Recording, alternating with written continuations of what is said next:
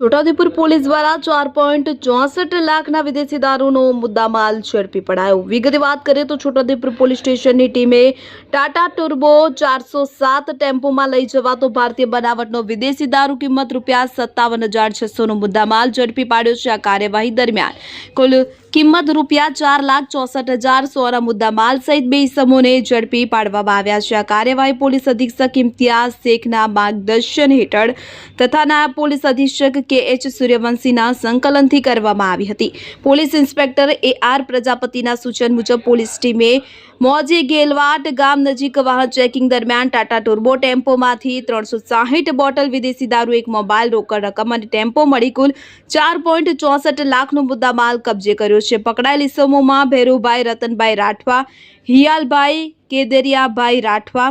પોલીસે સુમલાભાઈ કેદરિયાભાઈ રાઠવા નાના રામપુરાની શોધ હાથ ધરી છે। છોટાઉદેપુર પોલીસ સ્ટેશને પ્રોહિબિશન કલમ 65 AE 98, 2, 81, 83 તથા BNS 223ની કલમ 111(3) હેઠળ ગુનો દાખલ કરી તપાસ શરૂ કરી છે। સારી કામગીરી કરનાર પોલીસ ટીમમાં AR Prajapati, PI, head constable Unnadbhai Rambhai, Kiranbhai Ramanbhai, આ પોલીસ કોન્સ્ટેબલ રોહિતકુમાર, માનસંગભાઈ, અર્જુનભાઈ, વિક્રમભાઈ તથા પોલીસ કોન્સ્ટેબલ કોમલબેન અરવિંદભાઈનો સમાવેશ થાય છે।